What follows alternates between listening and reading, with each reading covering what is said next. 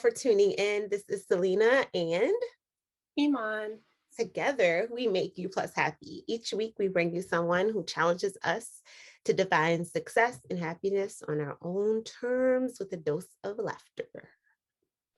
Remember, you can like and subscribe to You Plus Happy Podcast. You can also follow us on Instagram at You Plus Happy. Ooh. Hey, Selena. Hey, girl. How are you? I am good. I had my coffee, so I'm good. What's going on? Anything cool this week? Start off. I did have something, well, I don't know if I'd say cool, but I had a really good experience. So I have been thinking about, kind of future plans. And one of the future plans is like, do I want to go back to school? Potentially law school. So someone that I went to undergrad with, and we follow each other on social media, I reached out just to have like a conversation because he went to law school, isn't a practicing lawyer, but just wanted to hear about his journey.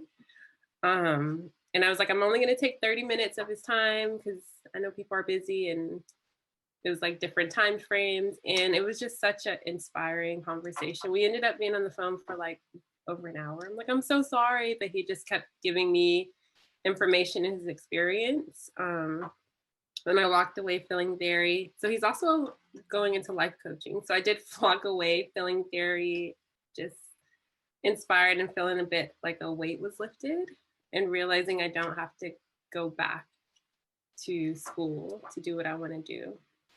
So one of the questions he asked me in that conversation, he was like, because I was thinking about law school, MBA, and he's like, if money wasn't an issue and you knew that you wouldn't fail, would you pursue a law degree or would you invest, because he knows about You Plus Happy, or he's like, would you invest that time and energy into You Plus Happy?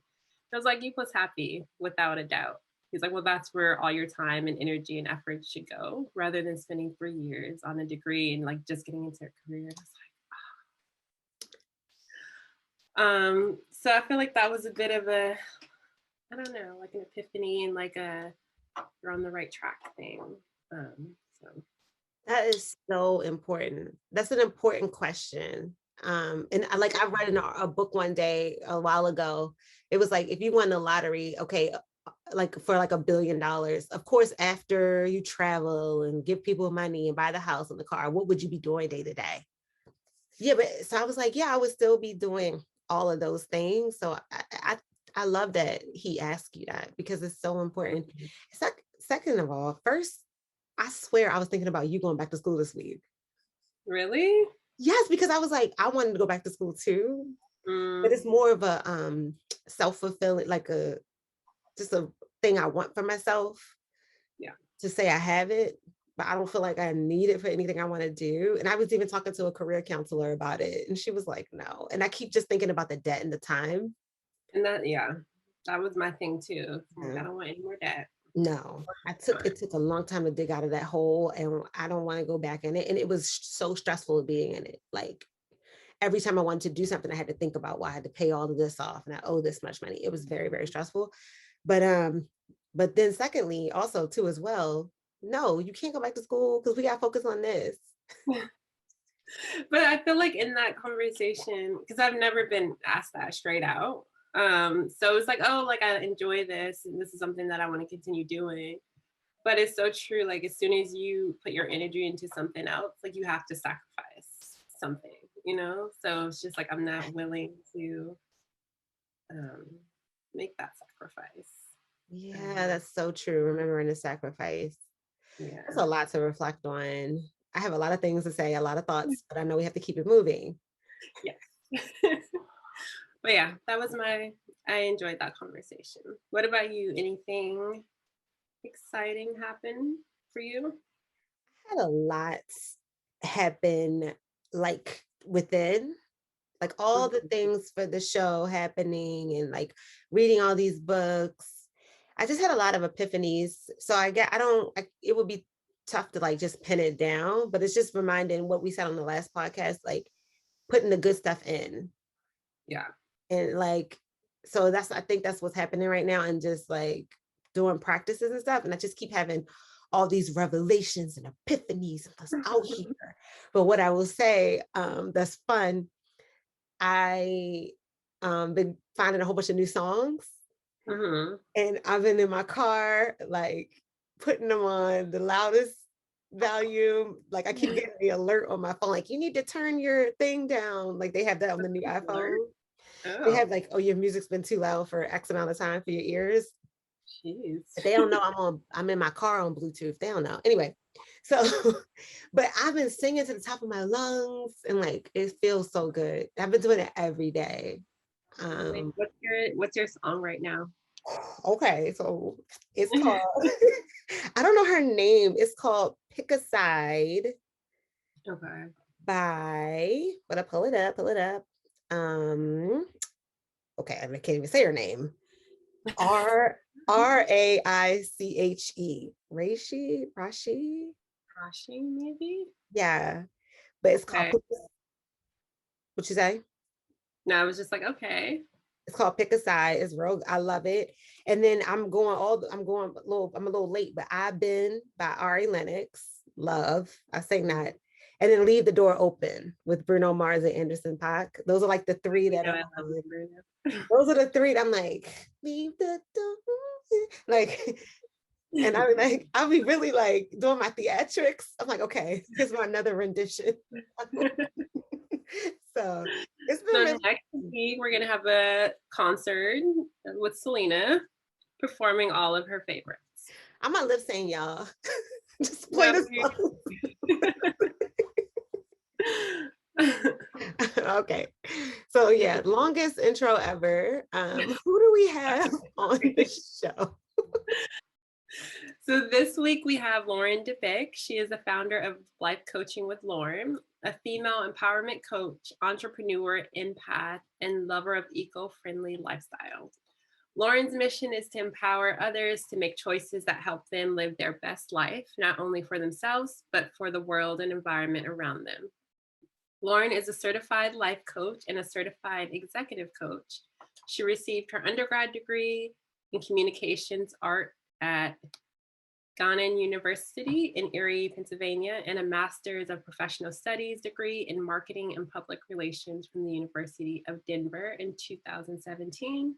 Lauren has participated in several leadership programs and is passionate about community involvement through her service in professional organizations and volunteering. Lauren is also the host of Graceful Confidence podcast. So we are very excited to have her on this week. And yeah. Hello. Hi, Hi. Lauren. How are you? Doing well. How are you? Good. Thank you so much for coming on the show today. Of course. Thank you for the invitation.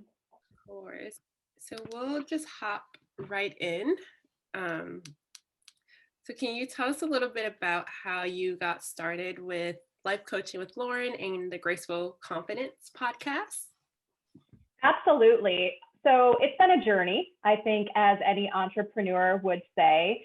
I moved to Florida in 2010, so almost 11 years ago. I packed up and left my family, my friends, my life as I knew it right after I graduated undergrad and moved to Florida. And in that time, in those first few years, I was traveling a lot back and forth between Florida and Ohio. I missed my friends, I missed my family, I was homesick. I was like, what have I done? And in those travels, I spent a lot of time in airports. So I was in an airport and I picked up the book, The Magic by Rhonda Byrne. I'm not sure if you have read it, but she also wrote The Secret. Yeah. Yes. So The Secret was a thing that I didn't know about, but I picked up The Magic first. And The Magic is all about the power of gratitude. And I started doing some of the practices, keeping a gratitude journal, and I noticed that I started to feel better. Like my life was starting to turn around. I was appreciating where I was, and I wanted to share that with other people. So I went back and looked at it today. I actually started a blog in 2014 called You've Got This, How to Live an Amazing Life on Blogspot. It's still up there. And it was just silly ramblings about the power of gratitude, how positive thinking can really make a difference in your life. And this was 7 years ago. So I was kind of on the path for coaching without even knowing that I was really doing it. So fast forward a few years, and I decided 2 years ago to get really intentional about it. And I got certified as a certified life coach, as a certified executive coach. And I'm like, I'm all in. I'm ready to start my own coaching practice. So in March of 2020, which was last year during COVID, an ideal time to start a new business, I launched my coaching business. Was there so there was a lot in that to unpack there. Within the moving, living in Florida, the blog, life coaching, was there a turning point where you realized when was the turning point? I would say taking the jump to move to Florida was the turning point for me. I grew up in Cleveland, Ohio, and I was so blessed to have two parents who supported me no matter what. To back up a little bit, when I was in 8th grade, I flew out to California for the first time. And that was the first time I really had an awareness that there was a world outside of Cleveland, Ohio. I mean, I don't know if you've ever been to Ohio, but it's cold, it's snowy, it's gray. It's just, I did not love it. I love my family and friends and hometown dearly. But when I went to California and I saw the ocean and the sun and like the sea lions, I'm like, my mind was like blown. We were having lunch in the cafe with like the nice lighting in the trees. And I thought to myself, there's so much more than what I've grown up with. So that was always in the back of my mind. And then going through college in Erie, Pennsylvania, which is also very snowy and very, very cold. Great school, great friends, great education, but I knew that was not where I wanted to stay. So I knew it was either going to be California or Florida, somewhere warm. And I had family in Central Florida. So that's what eventually helped me make the decision. And really making that move, taking that jump to leave life as you know it, it was hard, it was challenging, it was scary, but I would not be where I am today had I not done that. Yeah. Yeah, that's so interesting because me and Selena talk about it all the time in terms of just traveling and seeing something new, how much it opens your mind and your just perspective on everything. And you get to have that experience. And it's hard to move back once you've been opened up to all of that. Yes. So definitely understand where you're coming from.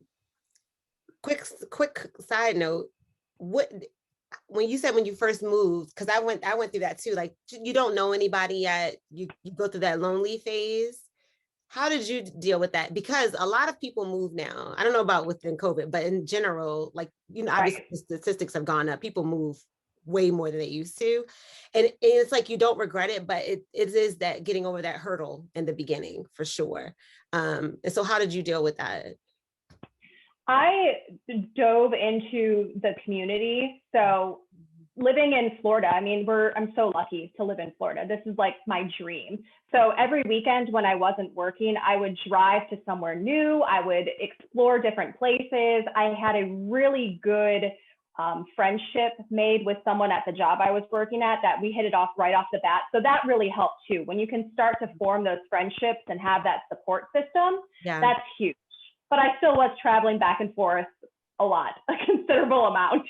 Okay.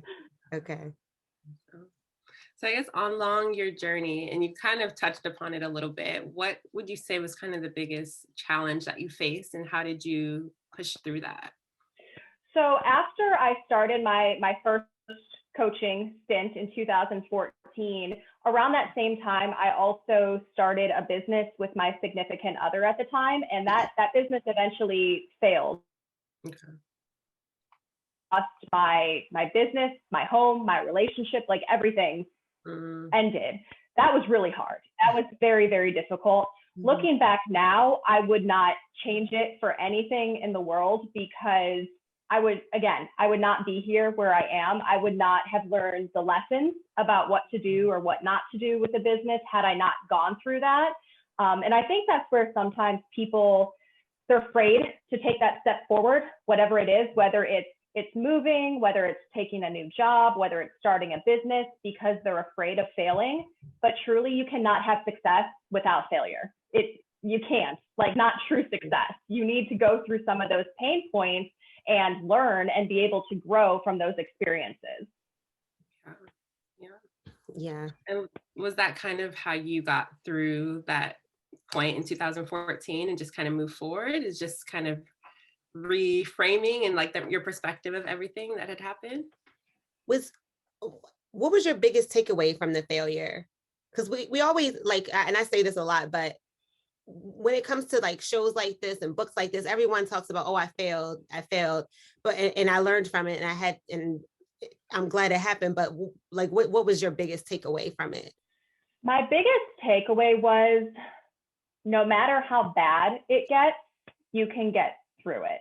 And, granted, a lot of things have happened this past year across the world with COVID and everything. That for me was the worst thing that could have happened. And there were days where I was on the couch and I thought like I was gonna just wither away, but I got through it.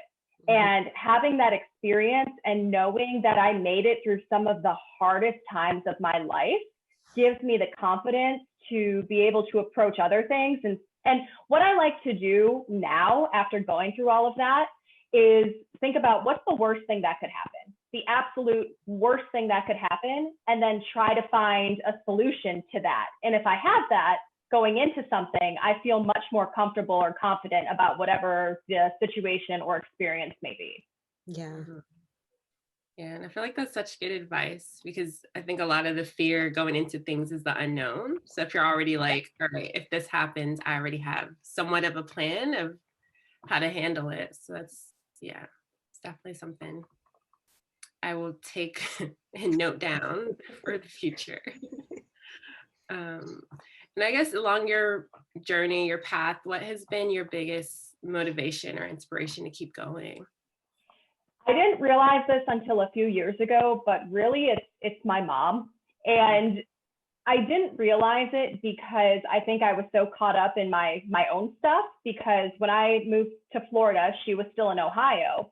Well, several years ago, she got out of a very unhealthy relationship and she moved to Florida also. And it was like a light bulb went off for me. And I realized I get my strength, my courage, my tenacity from this woman. And I always thought I was more like my dad, but I love my parents dearly, but my dad's been working the same job. He's been working since he was 16. He's been in the same place. And it really was like, oh, I get it from my mom. Yeah. So she really has been my motivation, even growing up. Subconsciously, I think I was getting that inspiration because she would leave notes in my lunchbox like, be bold and daring, go in the direction of your dreams. And at the time, I'm like, okay, everyone's mom's doing this. And then I grow up and realize not everyone's mom's doing this. Definitely not. You were the exception. But I mean, I think that's part of life. We think our experience is everybody's experience, and you can take that to a million different things. But really, it wasn't until a few years ago and having conversations with her and watching her kind of go through the same thing I went through that I realized that she's been my inspiration and motivation this entire time. Yeah. And it's like, I love that as I get older, as I become an adult, I have the relationship with my family members. It transitions, and like we have a relationship as two adults versus I'm a child. And so then it gives you new perspectives and it changes the dynamic of the relationship.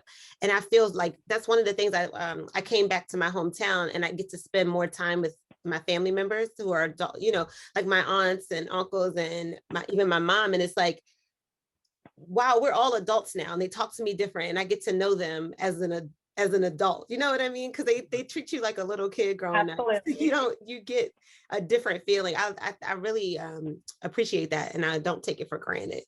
And so that's probably what gave you that perspective too. Like, you're a woman now, so you're looking at her completely different.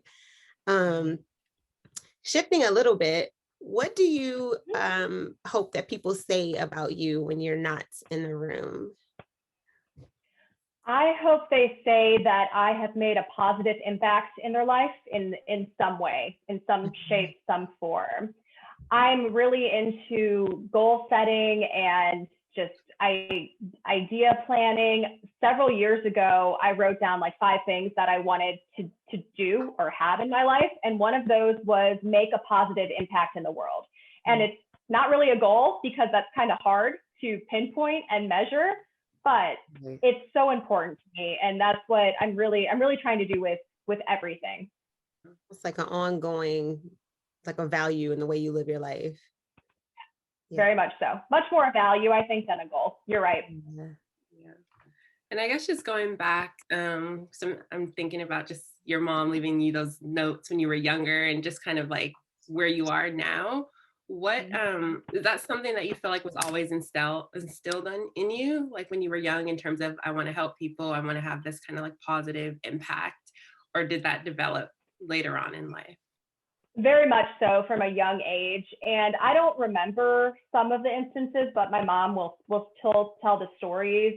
There's one about when I was in dance class, there was a little girl who, and I don't know if we can call it like physical abuse, but like her parents were like grabbing her and pinching her. And I was very concerned to the point where I went to my mom and I'm like, something needs to be done about this. And I'm, 4 years old. There's another instance where they were going to cut down the tree in our backyard. And I loved this tree. So I wrote to city council and I was probably 8 years old. So I wrote a letter to city council trying to advocate on behalf of this tree and how it wasn't fair and how the animals who lived there wouldn't have a home. So from a very, very young age, I had this, I don't know, this desire to Yeah. help others, like all living things. And I think that's interesting because something I do in career coaching is I ask the client to think about what they did when they were younger or what they enjoyed, because a lot of times some of those behaviors, if you can pinpoint it, like that's who we are. So if Yeah. you can then translate that to a career or in our adult life, then you'll be happier doing what you're doing and living in alignment with those values. Yeah. Mhm. Yeah. Yeah. You sound like me with the whole tree thing. Yeah. Yeah. And that made me think of, I went to what are those little things with a whole bunch of kids and they play? It's like if it is indoors and you walk on like ropes and you do like it's Like like the activity, like a jungle uh, gym or something. I don't know. But like I was the scared of course. heights and I didn't know. And I'm on this thing, you have to skip these steps, but it's up in the air. And this little kid behind me, she was probably 8. And she was like, "You can do it. You have to believe in yourself." And she was like, and I feel like that was probably you. Her parents were Life coach probably in the making. they're Oh, probably putting like notes in her. And I believed it. I believe what she said, but I still didn't do it because she wasn't. It was. I wasn't going to overcome a phobia in that time. But I think about that child a lot because it was so sweet and so nice. And I wasn't even saying anything. She just saw it on me, and she stepped Yeah. in. That was a little you. All right. I love stories like that. Those little angels are everywhere to give us those Yeah. words of encouragement. mhm. Yeah. And I still Yeah. think about her. That was years ago. Wonder what she's life coaching now. I know it. She's like 13. Absolutely. um, I did want to ask also, is there like you were saying if you can pinpoint when you like what you did as a child and that will make you happier if you stay in alignment with that. Are there like practices or exercises that people can do to like channel that or remember it? Because we get lost in life and like we just forget. For Yeah. sure. The first step is journaling. I love journaling, self-reflection. And if people sometimes struggle with that or need to get in that mindset, I would encourage like a slight meditation before that. So Yeah. 5-10 minutes, clear the mind, get centered, and then just think back to when you were a child. Another thing, if that's difficult for people, is ask your family, Mm. ask your friends, like, hey, what stories do you remember of me growing up? Because 9 times out of 10, what they remember is not what we remember. And And that says a lot, because that's what other people are noticing about you or remembering about you, for better or for worse sometimes. Right. That's so true. My mom used to keep one of those little books, and she would write about me every year, like throughout my life. I don't know where those books are now, but I remember reading it, and I was like, I do not remember any of this. And I was like 4 or 5, the things I like to do around the house and stuff. That's a really good point. I hadn't thought about asking people around you, like, what did you like doing? And that's an easier way, but if you're not into the meditation or the self-reflection, but that's like the 2.0 version. The first step would be just ask people. Yeah, that's so good. Good advice for sure. Yeah. What would you say? I know in society we have an idea of like what it means to be successful, and but what is your definition of success, and when are you kind of in your happiest place? I think there's no definition of success. Success looks different to every single person. If I were to talk about the concept or what it means to me, it would be the place where what you love to do and what you're good at intersect. And at that point, you're meeting your needs. So those could be financial needs, meeting and exceeding your financial needs, like your physical needs. So you're taken care of and then still able to do what you want to do. And I think sometimes what drives me a little bonkers about having this positive outlook and wanting to have an impact is sometimes people equate doing good deeds with not making good money, or vice versa. And I think that that's a stigma we need to get rid of, because the more money you make, the more successful you are, the more good you can do. And that's something I really try to, especially women, because sometimes we have this guilt complex where we feel guilty about making too much money, or we do some other stuff, which is a whole other conversation. But there's so much power in feeling good about what we're doing and then being able to use that for other good that spreads out. And then when I'm the happiest, it would be when I'm helping people reach their own goals, and then when I'm by the water or by the ocetion. That's starting to become a theme. Yeah, that's my happy place too. Love the ocean. I think it's so interesting because I think even within society, a lot of the, I guess, helping fields, when you look at the salaries, they're not valued as much within society. So I think that's so important to be able to be like, you know what, no, like we need to value these things that are actually making an impact in people's lives versus, you know, there's some other professions that get paid very well. And I'm just like, but why? So I haven't figured it out, but I'm working on it. I'm trying to figure out how we can. And I think honestly, it starts with conversations like this, just bringing an awareness to it and letting people know, you know what, it's okay to make money and do good. And then hopefully the other piece will follow. Yeah. But can't we also say, like, I've been reading a lot about being of service, and I was reading this book, you know, that book, Don't Sweat the Small Stuff, because it's all small stuff. It's like a little reference kind of book almost. And I just read it. He was saying this, he was talking to a friend, and she was like, oh, when I start making X amount of dollars, I'll do this for all these people and all that. He was like, no, you can't wait until you make all this money. And I know that's kind of different than what you were saying, because I got what you were saying, like and you and Iman, like social working doesn't make as much as, like, I don't know, a singer or something. You know what I mean? Yeah. So, but no matter what fields you're in, I think we forget that we can do things where we are. And we can volunteer now, and being of service too, I think, and I'm trying to get better at it, because I forget, we get caught up in our own worlds, but it's also just listening to someone, or I don't know, making someone laugh, or giving them a little gift, a plant, or so, you know what I mean? Like, and just showing up for people. I feel like we can, and like I said, you can volunteer, you can do, it's a lot of things I feel like we can do, or just check on someone. But I don't want to set this notion, and this is not what you were saying at all, but set this kind of notion, like we have to wait till we get to a certain point to help people, or you know what I mean? We can help each other right where we are. Even what me and Iman have decided to do, and you coming on the show, we're doing it to help the listeners. You know, we wouldn't put it out there. We could just do this by ourselves. Like, Have a conversation behind closed doors. Like have coffee with us, just talk to us. But I wish that those fields that were helping pay more, but in the same time, that like let's not stifle ourselves and think we can't help where we are.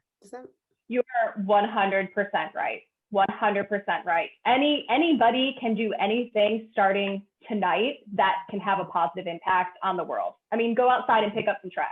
That's a great start. Anybody can do that. I just saw a Cheetos wrapper outside. I didn't even pick it up. See, I could have done. I'm trying to get better at it because I didn't even think about it in those terms myself. So I'm not like, I hope no one thinks I'm being preachy because I didn't think about it that way till recently. Well, I think part of it is just awareness. That's the first step, and a big part through my journey, because I think so many people kind of go through life with those blinders on, where they're just worrying about what they need to get done, their to-do list. But then once you start to see, or those blinders get taken off, it's like a whole new world. And then you start to see those other people who are doing the same thing and connect with them. And you start to see the people who want to be like that, and then they start gravitating toward you. And then there's the other people who have their blinders on, and that's fine. They can still be on their own journey and they can do whatever they do. Yeah. I agree 100%.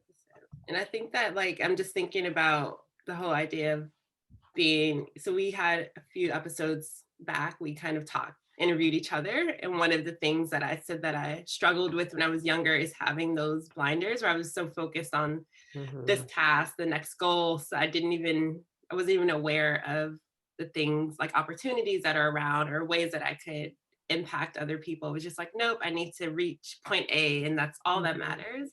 So I think that's such a good point in terms of just being able to, and it wasn't easy. Like I had to consciously make an effort to be like, all right, like focus on this or be more present in this moment. But I think it's such a great point that you're bringing up, is just like not having those blinders on and really seeing the opportunity that's there in that present moment, which takes some work, for sure. It does take some work. It does take some work. And you mentioned the word present. One of my recommendations, if they're like, hey, I realize I have some blinders on, maybe just observe, go sit in a park or like sit somewhere and just watch people, because you will be amazed at those helpers who are stopping to tell people to keep going, to encourage them to pick up trash. And you'll see how everything kind of ebbs and flows together. So being present and putting down the phone, which I know is hard, putting away the distractions is a good way to kind of get grounded on what your next step is going to be. For sure. And it makes you feel a lot more connected, I found, when you are present in that moment. So. And people will think you're crazy. So just a heads up, because again, if you're the one who's sitting there not on your phone in an airport, people will be like, what are you doing? Yeah. And you notice so much more. I hadn't even thought about it like that. So to like look for it. It's important. So they say your inner circle is really important. What qualities do you look for? They have to be in your inner circle. They have to be present. So we just talked about that. If someone is on their phone constantly when I'm talking to them, that's not going to fly in my inner circle. So they have to be present. They have to be humble. I don't do arrogance in any way, shape, or form. I have a sign above my door when I leave that says, be humble and kind. So those are two things that are very, very important to me. They have to be honest, and they have to be supportive. So they, like you said, you're like the 5 most people you spend the most time with. Yeah. I want to be around people that are uplifting, that are happy for the most part, that, give off good vibes. I think we all know the vampires that kind of suck our energy. I don't want them in my circle. No. And you're the first person who said humble.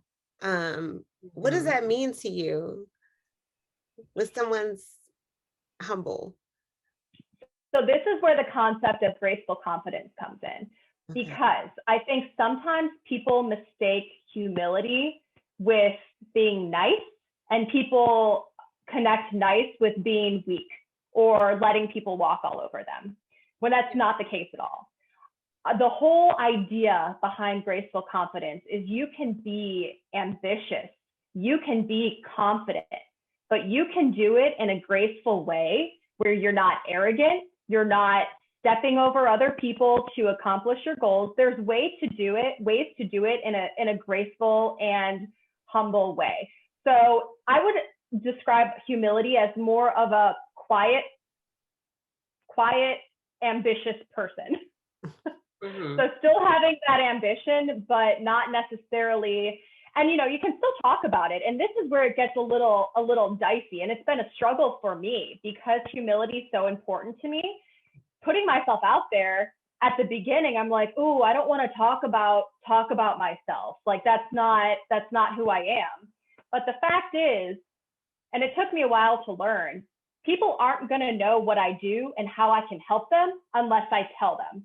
And I can tell them in a way that isn't like, hey, I'm the best, like number one, it's one-on-one conversations, or it's giving them some advice, or, whatever they need to help them. There's ways to do it that does not come across as arrogant. And I think we all know what arrogance looks like. It's not pretty. Yeah. And I think like as women, and I do this even with myself, I struggle with it. It's sometimes I feel like we're a bit too humble, like you were saying, like we might have accomplished or done certain things. And I know for me, like it's very hard for me to say like, hey, I've done this or that. A lot of times it's someone else that knows that accomplishment that will spring it up. And I'm like, oh, okay.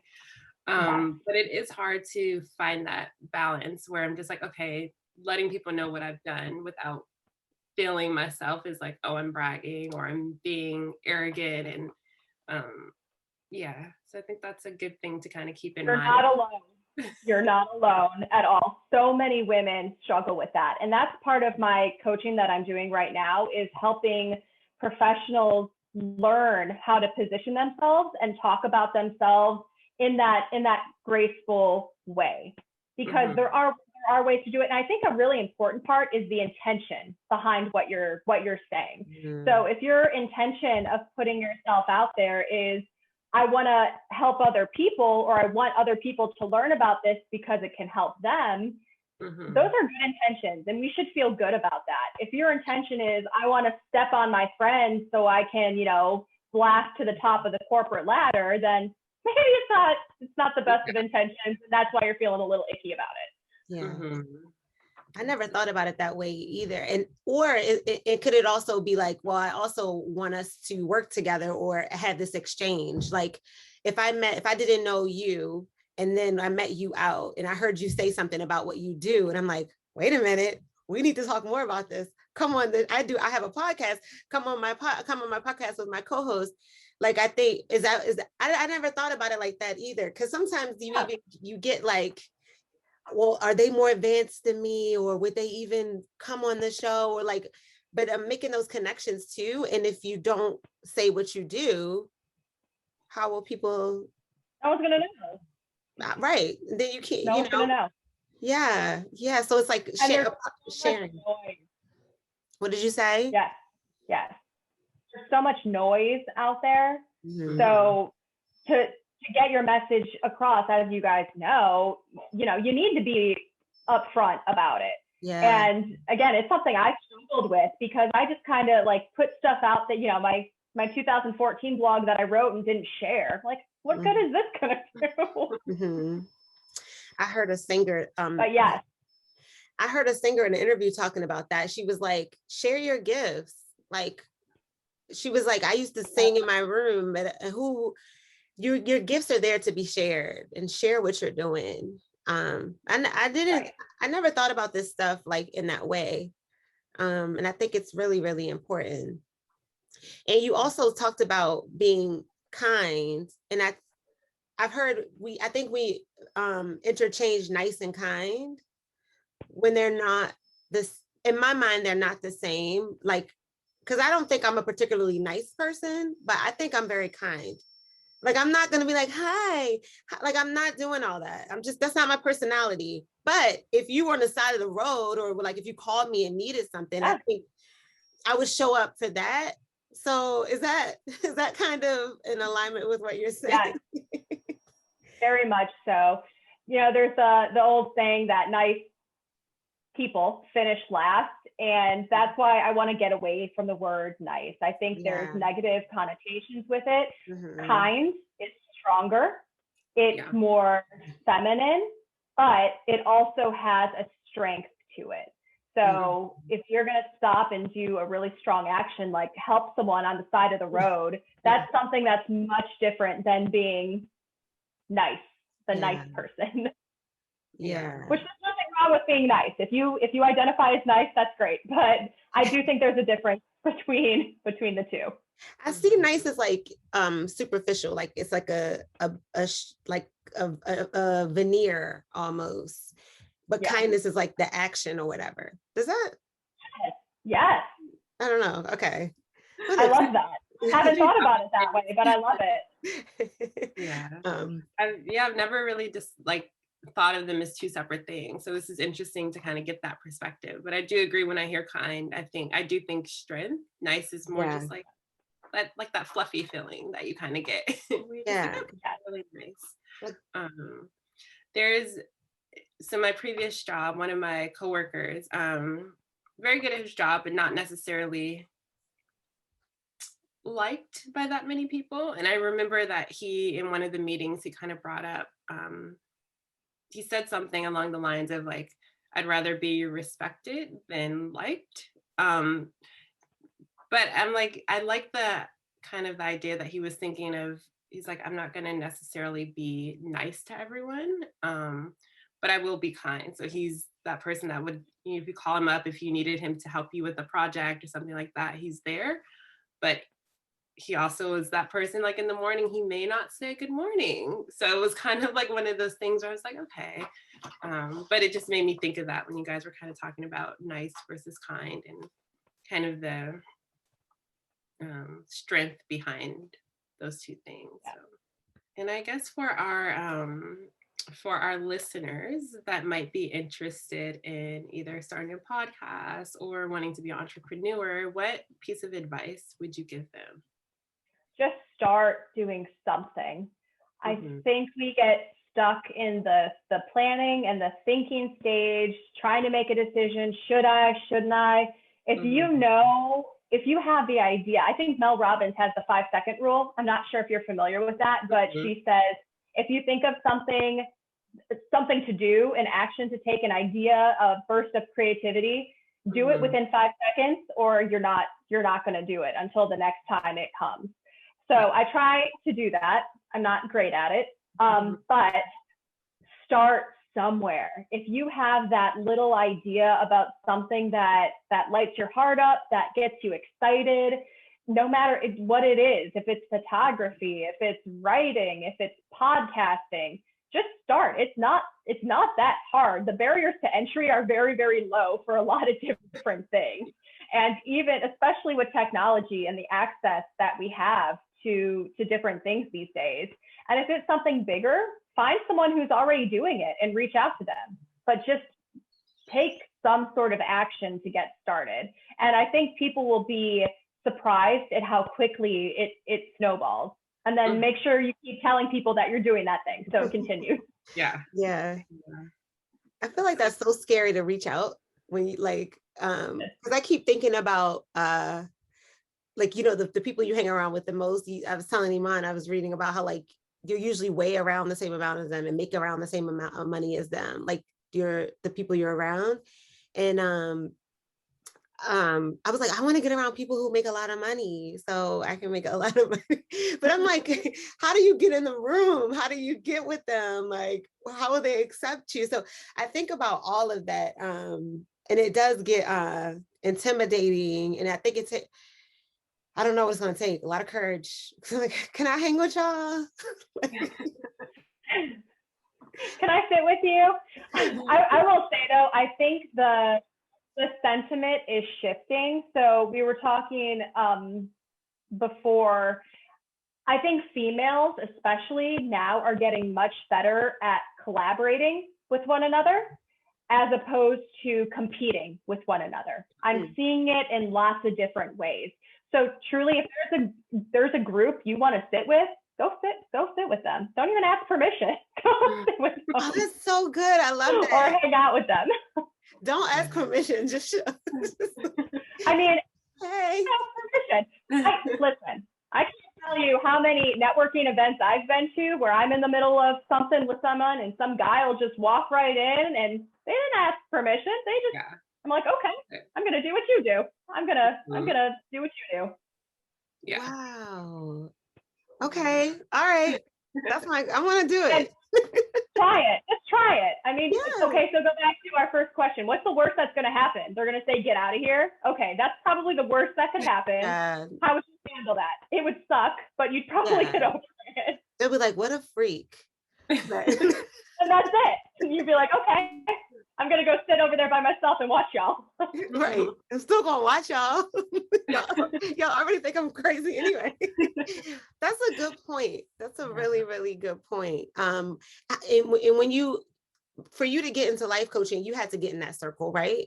Mm-hmm. In that world. Yeah. So what did you do? Did you just fake it until you make it? Truly. Okay. And it's just showing up. I will also say, if someone wants to get started, and this is along the same lines as taking action, say yes to every opportunity that comes your way. You never know what it's going to lead to. If someone asks you to go to some sort of event and you don't know anyone, it's going to be uncomfortable, but say yes, because it's just going to snowball from there.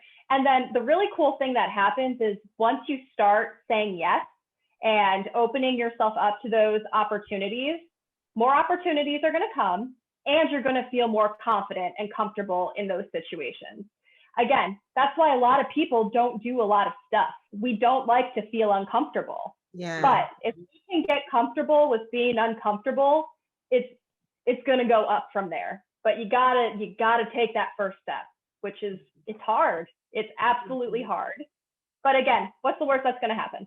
Then you go get a coffee and you talk to your friends about it and they'll have a good story to tell. Yeah. That's true. And I do feel like the few times where I have like put myself out there in that sense, it was very well, like I was embraced and I was like, oh, like this is not what I was expecting. So I think sometimes in our heads, we build up a story of that worst case scenario that usually doesn't happen. Right. And then the more you do it, you're like, oh, okay. Like it's not as scary as not that bad. Yep. Your Graceful Confidence podcast. You kind of talked about kind of the focus of it, but is it a podcast? Is it just you? Is it guest focus? Kind of like, what is the framework and where can people hear it? I love interviewing people because I think everyone has their own story about confidence to share. Mm-hmm. So I have interviewed guests about their getting confident with being healthy, getting confident with starting a business, just going through some of the things as female entrepreneurs, and not even entrepreneurs all the time, professional corporate working people could take some of this advice also. Mm-hmm. And yeah, it's really strong stories of women who are doing some pretty awesome things. So that's exciting to me. I like interviewing women like that. Yeah. And you can find it actually on my Instagram. There's a link in my bio, and I'm at Lauren Debick. Okay. How long have you been doing your podcast? I started my podcast in, I believe, August of last year, but I have a background in radio. So I loved radio. I did radio all throughout college. And when I started the coaching, I tried the blog, I tried the newsletter, and again, trying those different things. You got to try it, find out what works. And I'm like, why am I not doing a podcast? Because I enjoy this forum. I like the interviews. I like the editing. I like doing all of the different things. So it just kind of took off from there. Okay, nice. Well, I don't have anything else. Do you, Iman? No, I feel like I appreciate you being on the podcast. I feel like I have a lot of little things to kind of take away. And it's like me and Selena say all the time, we're like, we do it for the listeners, but I feel like every interview, every guest we have on, we learn something new for our toolbox as well. So that's part of why I love doing this. So. That's awesome. Yeah. Well, thank you guys so much. I appreciate it. We're going to do our little outro, but I will say real quick that, the podcast has changed my life. Has yours, Lauren? I'm surprised. I'm pleasantly surprised. I mean, I'll have people reach out to me. I'm like, oh, okay. Yeah. Again, and I think it's part of the reason is because I didn't put pressure on myself for the podcast. It was just a fun thing that I did. And that's another piece of it is if you're having fun, you'll be surprised at how much good stuff comes your way when you aren't forcing it and putting a lot of pressure. But yes, it's been fantastic. Yeah. All right. Well, thank you, Lauren. First, you didn't want to say anything else, right? I guess while you're thinking, I was going to ask, are there any projects or anything that you have coming up in the future that you'd like to share? I would love to write a book. That's been on my goal list for years, years. I would love to actually take the podcast and translate that into a book because, people like to receive information in different ways, and that would be relatively easy, but I need to take that first step. I need to take my own advice. We're always great at giving advice, but sometimes it's hard for us too. Yeah. Yes. You can do it. Iman's been thinking about a book for a long time. I've been thinking about a book for a long time. We need What are your books about? What are your books about?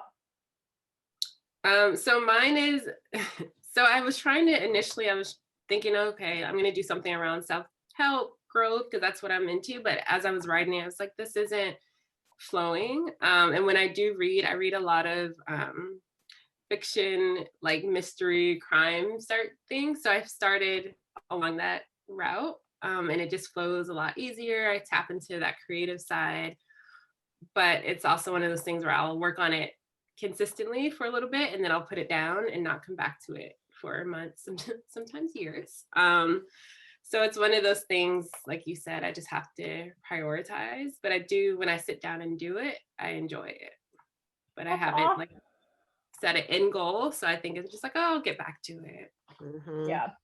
That's the same thing I've run into. Like, mine was poetry. I did that, but it's just like a little tiny one. That was just like consolidating my poetry over the years. So that wasn't like writing a book. I don't know. I just want one. Like I want to write a book. I love books.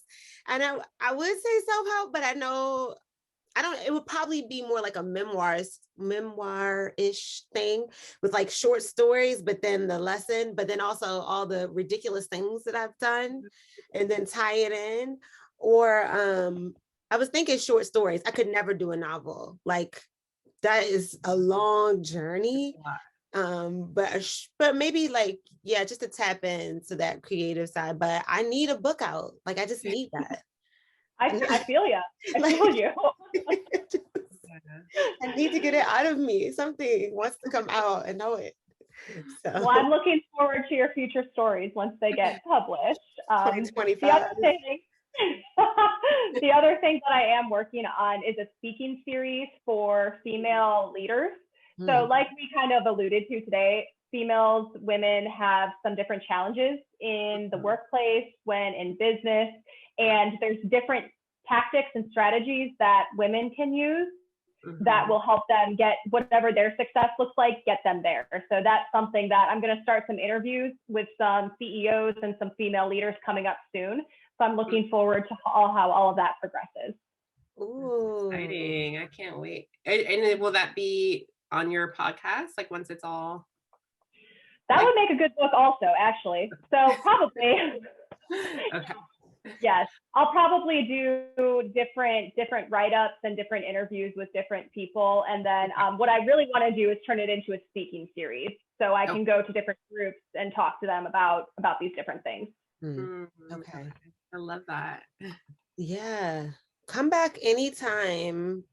Or if you ever want us to just post about something, just let us know.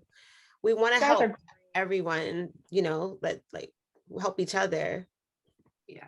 And I am going to reciprocate this. So if there's a topic that you guys are super passionate about, let me know, and then I'll have you on the Graceful Confidence podcast. Great. Okay. Thank you. Okay. All right. I guess we're gonna close out, I guess. Everyone good? Anything else, Lauren? I'm sorry I like cut you off. No, I'm good. Okay, good. Well, thank you again, Lauren, for sharing your time with us and inspiring our listeners to redefine success for themselves. And of course, thank you, listeners. We could not do this without you. Remember to hit like and comment on this episode. Make sure you share it, leave a review. We love your feedback. Remember, you can subscribe at U Plus Happy podcast. We're also available on YouTube and IG at U Plus Happy. We'll see you next week, same time, same place. And we ask our guests to say our tagline, which is long. We'll show you our definition of success if you show us yours. Now, you want me to say it now? Yes, you got it. We'll show you our definition of success if you show us yours. Yay! Not everyone gets it the first time. No, most people don't actually. Awesome. Thank you so much. Awesome. Thank you, ladies. It was wonderful seeing you. Same Thank here. You for having me. Start those books. I'm looking forward to it. Yours too.